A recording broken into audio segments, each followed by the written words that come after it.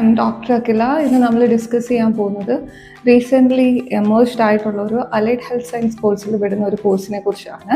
BSc emergency medical technology എന്ന് പറയും. അത് 3 year പ്ലസ് 1 year കൂടി 4 year ആണ് കോഴ്സിൻ്റെ total duration. +2 physics chemistry biology പഠിച്ച എല്ലാ കുട്ടികൾക്കും ഇത് എലിജിബിൾ ആണ്, ഇതിന് അപ്ലൈ ചെയ്യാൻ എലിജിബിൾ ആണ്.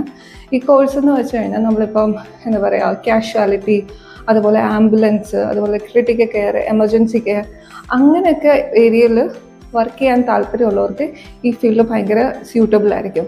പിന്നെ ഇതിൽ സിമ്പിളായിട്ട് പറയുകയാണെങ്കിൽ കോഴ്സ് എന്താണെന്ന് വെച്ചാൽ എന്താ പഠിപ്പിക്കുന്നതെന്ന് വെച്ച് കഴിഞ്ഞാൽ, ഇപ്പോൾ പെട്ടെന്നൊരു നെഞ്ചുവേദന, അല്ലെങ്കിൽ ശ്വാസം എടുക്കാൻ പറ്റുന്നില്ല, ഒരു ആക്സിഡൻറ്റ്, അല്ലെങ്കിൽ ഒരു ട്രോമ കേസ്, നമ്മൾ ഹോസ്പിറ്റലിൽ എത്തിക്കുന്നതിന് മുമ്പ് ആ പേഷ്യൻസിന് കൊടുക്കേണ്ട കെയർ ഉണ്ട്. എന്ന് വെച്ച് കഴിഞ്ഞാൽ ഇപ്പോൾ CPR കൊടുക്കുക, ഓക്സിജൻ സപ്ലൈസ്, ഫസ്റ്റ് എയ്ഡ്സ്, പിന്നെ ഇപ്പോൾ ആംബുലൻസിലാണെങ്കിൽ തന്നെ വെന്റിലേറ്റർ സപ്പോർട്ട്, ഇങ്ങനെയുള്ള കാര്യങ്ങളായിരിക്കും നിങ്ങൾ കൂടുതൽ പഠിക്കുക.